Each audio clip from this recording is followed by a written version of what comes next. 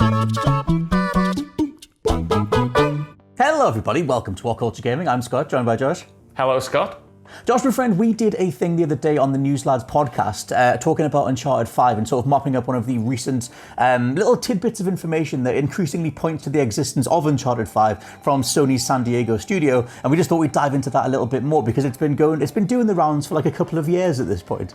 Yeah, at this point, it's almost like gaming's worst kept secret, you know what I mean? Everything seems to be pointing towards this secret San Diego studio making Uncharted 5, but like you said, there has been a recent update, and that's because a bunch of people found the LinkedIn for someone called Michael Mumbauer, who is a former studio head at PlayStation, who has worked with San Diego, worked on a bunch of other franchises. Anyway, fans were scouring, and then later outlets were scouring his LinkedIn, because there was one post that he made, which states, quote, "His latest achievement is having built a brand new all-star AAA action-adventure development team for PlayStation.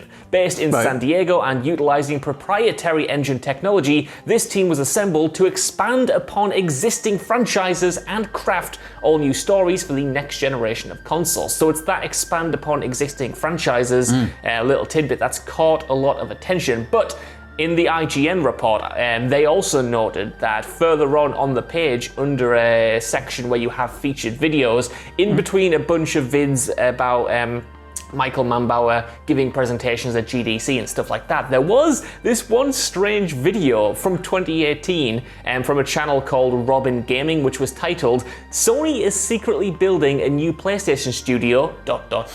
to make Uncharted 5, ? It's essentially, you know, the kind of rumor that's been going around, and the fact that he linked this video, which obviously isn't official proof, has turned a lot of heads and got people thinking, why would he post this kind of theory video if it didn't have some kind of truth behind it?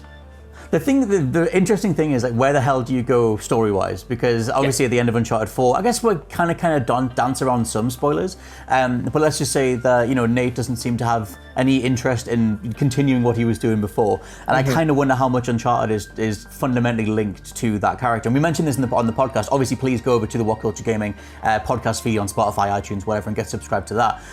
But that's kind of the thing. It's like, how attached to, you know, Uncharted is Nathan Drake, and something like seeing Tom Holland stand in, like, there's also like Nolan North's performance as Nathan Drake, and it's like, can we enjoy an Uncharted with someone else in that mold, or does it just turn into something more like a national treasure, or something that's kind of like Indiana Jones light, without enough of a character, enough of a personality to carry it forward? Like, I really like Troy Baker's Sam Drake, but I don't know, that idea of him going forward with it, like, that was always one of the most prominent rumors, one of the most assumed ideas that they would do in Uncharted 5 with Troy Baker in the lead. For me, there's not enough kind of energy, aura around that character, whereas people would flock to him in the lead role. I just don't know what they would even do for an Uncharted 5. Yeah, I mean that's the kind of biggest question, is where would they go next? Like, would you go for a young Nathan Drake? Would you go for a Sully game, which was rumored again a little while ago, the fact that they were doing a young Sully game, or would you go forward with Sam? And the fact that you've already got Troy Baker in that role, kind of, it seems like potentially a natural evolution, because we do know that Sam and Sully continued going on adventures after the end of Uncharted 4. So there are kind of time periods to pick up from there potentially, but I do almost agree with what you're saying there about Sam as a character not quite being as alluring as Nathan Drake. He almost plays like a potential villainous role for a good chunk of Uncharted 4. But then again, you know, you've got talented writers, you've got a talented performer. You could do something with that character and flesh him out a little bit more and make him a potential protagonist that is compelling to watch and play as.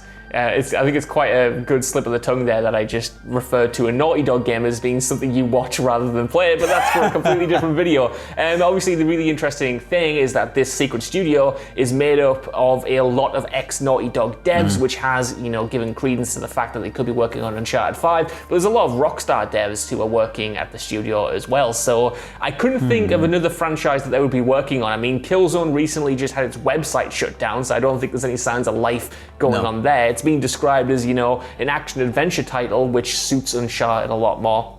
I feel like no matter what they do with it, no matter which avenue they go down, Uncharted 5 just has to be locked in. There's too much money in the game to not, you know, go down that route.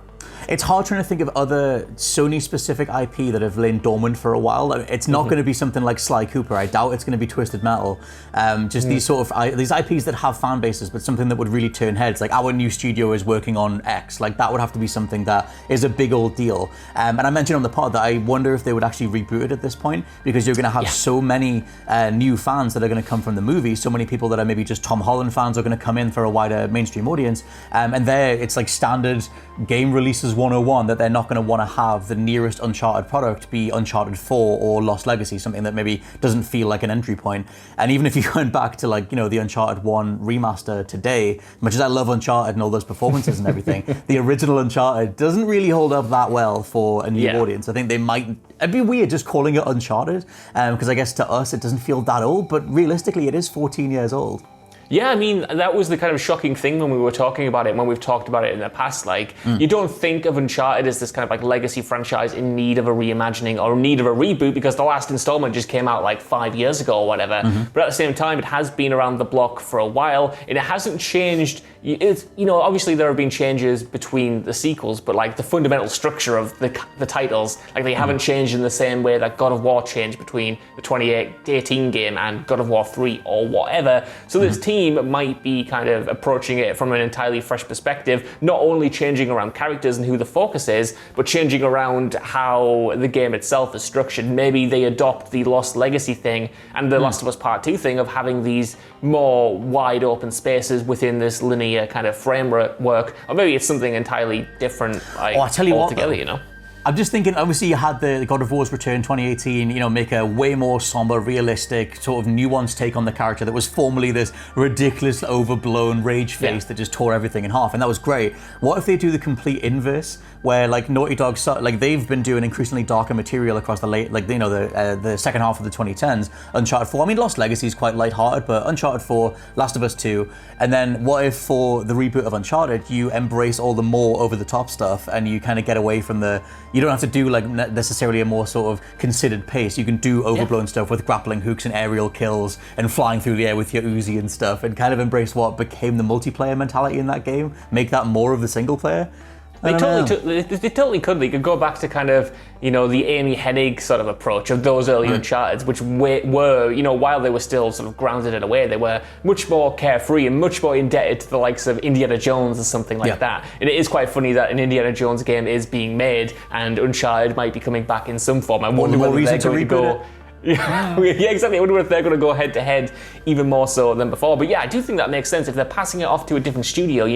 Naughty Dog as a whole, like you said, again, I keep saying like you said a lot. I'm just repeating myself in this video all the time. But you mentioned obviously Naughty Dog with their recent games. They've been diving into more mature themes, and they've been trying to evolve their characters and reframe the violence in a different way. But maybe by giving Uncharted to someone else, that can kind of go back to its more fictionalized carefree days. Like I said, go back to viewing this violence as more fun and less grounded than it was before. Maybe even bring back some of the supernatural elements that were in those earlier games. I know they were more maligned a little bit, but there's potential in there, man. They could do something interesting or wackier with them in a way that hopefully doesn't break the whole thing. Yeah, all I will say is that I've been playing Resident Evil 6. I don't know why, I just did. I've been playing Resident Evil 6 in 2021, and I did an RKO out of nowhere to a zombie, and it was brilliant. So if they want to bring any sort of old school, late 2000s, very early 2010s mentality of just all out dumb fun, I'd probably take that. It might break what Uncharted is. No, I know what you're saying. We changed this title. We changed the title of this video to The Secret San Diego Studio needs to include more RKOs in Uncharted 5. And we have a thumbnail of Nathan Drake doing an RKO on one of those monsters, one of those zombie guys from Uncharted 1. Of all the characters that could do an RKO out of nowhere, Nathan Drake would probably pull one off and do it pretty well. But sadly, it wouldn't be Nolan North on the voice, so I guess we have to wait and see. But yes, let us know what you think down in the comments below of the potential existence of Uncharted 5. It seems like the most nailed-on project from this secret studio, and with them continually not getting out there and saying otherwise, it only makes the smoking gun plume even more. For now, though, I've been Scott from WhatCulture.com. I've been Josh from WhatCulture.com. And we'll catch you next time. Bye. Bye-bye.